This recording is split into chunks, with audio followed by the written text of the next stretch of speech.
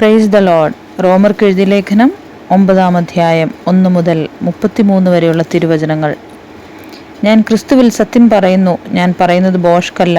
എനിക്ക് വലിയ ദുഃഖവും ഹൃദയത്തിൽ ഇടവിടാതെ നോവുമുണ്ട് എന്ന് എൻ്റെ മനസ്സാക്ഷി എനിക്ക് പരിശുദ്ധാത്മാവിൽ സാക്ഷിയായിരിക്കുന്നു.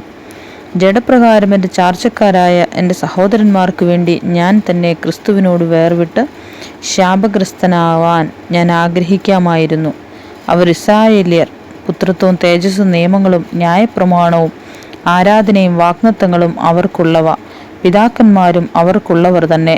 ജഡപ്രകാരം ക്രിസ്തുവും അവരിൽ നിന്നല്ലോ ഉത്ഭവിച്ചത്. അവൻ സർവ്വത്തിനും മീതെ ദൈവമായി എന്നേക്കും വാഴ്ത്തപ്പെട്ടവൻ. ആമേൻ. ദൈവവചനം വൃഥാവായിപ്പോയി എന്നല്ല, ഇസ്രായേലിൽ നിന്ന് ഉത്ഭവിച്ചവരെല്ലാം ഇസ്രായേല്യരെന്നും അബ്രഹാമിൻ്റെ സന്തതിയാകയാൽ എല്ലാവരും മക്കളെന്നും വരികയില്ല. ഇസ്ഹാക്കിൽ നിന്ന് ജനിക്കുന്നവൻ എൻ്റെ സന്തതി എന്ന് വിളിക്കപ്പെടും എന്നേയുള്ളൂ. അതിൻ്റെ അർത്ഥമോ ജഡപ്രകാരം ജനിച്ച മക്കളല്ല, ദൈവത്തിൻ്റെ മക്കൾ. വാഗ്ദത്തപ്രകാരം ജനിച്ച മക്കളെ അത്രേ സന്തതി എന്ന് എണ്ണുന്നു. ഈ സമയത്തേക്ക് ഞാൻ വരും, അപ്പോൾ സാറായിക്കൊരു മകൻ ഉണ്ടാകും എന്നല്ലോ വാഗ്ദത്ത വചനം. അത്രയുമല്ല, റിബേക്കായും നമ്മുടെ പിതാവായ ഇസ്ഹാക്ക് എന്ന ഏകനാൽ ഗർഭം ധരിച്ചു.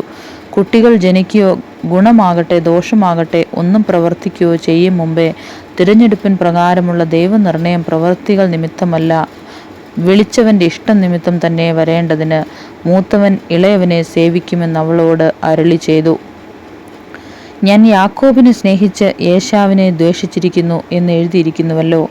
ആകയാൽ നാം എന്തു പറയേണ്ടു? ദൈവത്തിൻ്റെ പക്കൽ അനീതിയുണ്ടോ? ഒരു നാളുമില്ല. എനിക്ക് കരുണ തോന്നേണം എന്നുള്ളവനോട് കരുണ തോന്നുകയും എനിക്ക് കനിവ് തോന്നേണം എന്നുള്ളവനോട് കനിവ് തോന്നുകയും ചെയ്യും എന്നവൻ മോശയോട് അരുളി ചെയ്യുന്നു. അതുകൊണ്ട് ഇച്ഛിക്കുന്നവനാലുമല്ല ഓടുന്നവനാലുമല്ല, കരുണ തോന്നുന്ന ദൈവത്താലത്രേ സകലവും സാധിക്കുന്നത്. അതിനായിട്ട് തന്നെ ഞാൻ നിന്നെ നിർത്തിയിരിക്കുന്നത്, നിന്നിൽ എൻ്റെ ശക്തി കാണിക്കേണ്ടതിനും എൻ്റെ നാമം സർവ്വഭൂമിയിലും പ്രസ്താവിക്കപ്പെടേണ്ടതിനും തന്നെ എന്ന് തിരുവെഴുത്തിൽ ഫറവോനോട് അരുളി ചെയ്യുന്നു. അങ്ങനെ തനിക്ക് മനസ്സുള്ളവരോട് അവന് കരുണ തോന്നുന്നു, തനിക്ക് മനസ്സുള്ളവരെ അവൻ കഠിനനാക്കുന്നു. ആകയാൽ അവൻ പിന്നെ കുറ്റം പറയുന്നതെന്ത്? ആർ അവൻ്റെ ഇഷ്ടത്തോട് എതിർത്ത് നിൽക്കുന്നു എന്ന് നീ എന്നോട് ചോദിക്കും. അയ്യോ മനുഷ്യ, ദൈവത്തോട് പ്രത്യുത്തരം പറയുന്ന നീ ആർ? മനഞ്ഞിരിക്കുന്നവന് മനഞ്ഞവനോട് നീ എന്നെ എങ്ങനെ ചമച്ചതെന്ത് എന്ന് ചോദിക്കുമോ? അല്ല, കുശവൻ അതേ പിണ്ടത്തിൽ നിന്ന് ഒരു പാത്രം മാനത്തിനും മറ്റൊരു പാത്രം അപമാനത്തിനും ഉണ്ടാക്കുവാൻ മണ്ണിന്മേൽ അധികാരമില്ലയോ? എന്നാൽ ദൈവം തൻ്റെ കോപം കാണിപ്പാനും ശക്തി വെളിപ്പെടുത്തുവാനും യഹൂദന്മാരിൽ നിന്ന് മാത്രമല്ല ജാതികളിൽ നിന്നും വിളിച്ച് തേജസ്സിനായി മുന്നൊരുക്കിയ കരുണാപാത്രങ്ങളായ നമ്മിൽ തൻ്റെ തേജസ്സിൻ്റെ ധനം വെളിപ്പെടുത്തുവാനും ഇച്ഛിച്ചിട്ട് നാശയോഗ്യമായ കോപപാത്രങ്ങളെ വളരെ ദീർഘക്ഷമയോടെ സഹിച്ചുവെങ്കിൽ എന്ത്? എൻ്റെ ജനമല്ലാത്തവരെ എൻ്റെ ജനമെന്നും പ്രിയയല്ലാത്തവളെ പ്രിയ എന്നും ഞാൻ വിളിക്കും.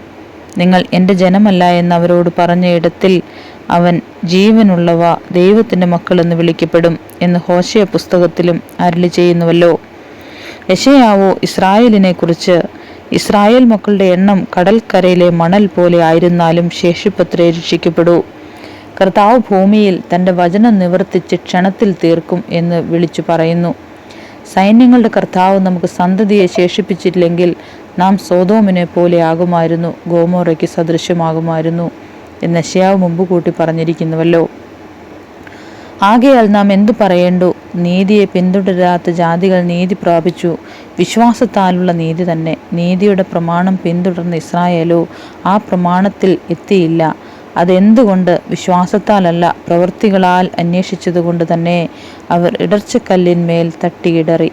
ഇതാ, ഞാൻ സിയോനിൽ ഇടർച്ചക്കല്ലും തടങ്ങൽ പാറയും വയ്ക്കുന്നു, അവനിൽ വിശ്വസിക്കുന്നവൻ ലജ്ജിച്ചു പോകുകയില്ല എന്ന് എഴുതിയിരിക്കുന്നുവല്ലോ. ആമേൻ.